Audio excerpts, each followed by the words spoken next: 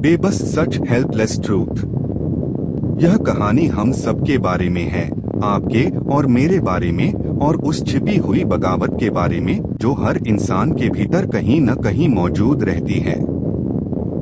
जीवन के किसी न किसी मोड़ पर हम सभी बार बार अपने आसपास की हर चीज को बदलने की कोशिश करते हैं, चाहे वह सामाजिक परिवेश हो या पेशेवर दुनिया।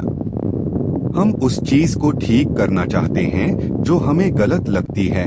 हम न्याय और सच्चाई के पक्ष में खड़े होना चाहते हैं, लेकिन कई बार ये कोशिशें असफल हो जाती हैं।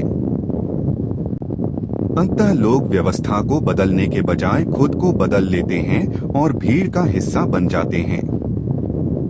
जैसा कि कहा जाता है, अगर उन्हें हरा नहीं सकते तो उनके साथ हो जा। अब मैं सीधे उस बात पर आता हूँ जिसने मुझे सच्चाई पर यह लेख लिखने के लिए प्रेरित किया। मेरे जीवन में कई ऐसे मौके आए जब मैं बहुमत के खिलाफ अक्सर अकेले अपने विचारों को सही साबित करने के लिए खड़ा हुआ। मैंने संघर्ष किया, किसी निजी लाभ के लिए नहीं, बल्कि सभी के सामूहिक हित के लिए।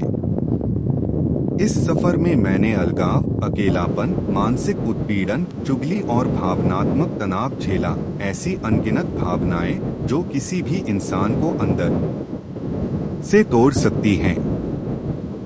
इन सब के बावजूद मेरे विचारों को तुरंत स्वीकार नहीं किया गया।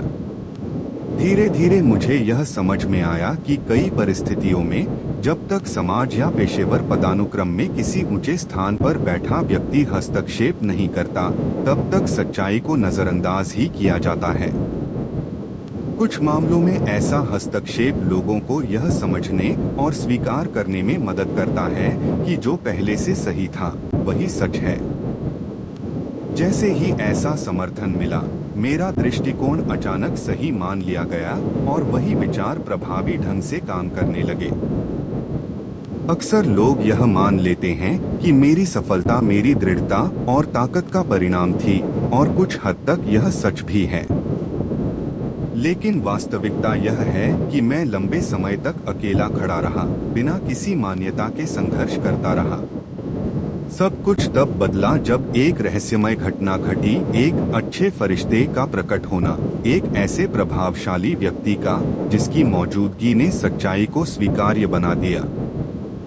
निष्कर्ष सरल है, लेकिन पीड़ादायक भी। जब तक किसी विचार को सत्ता या अधिकार रखने वाला व्यक्ति समर्थन नहीं देता, तब तक वह सच अक्सर सच नहीं माना जाता, चाहे वह सबके हित में ही क्यों न हो।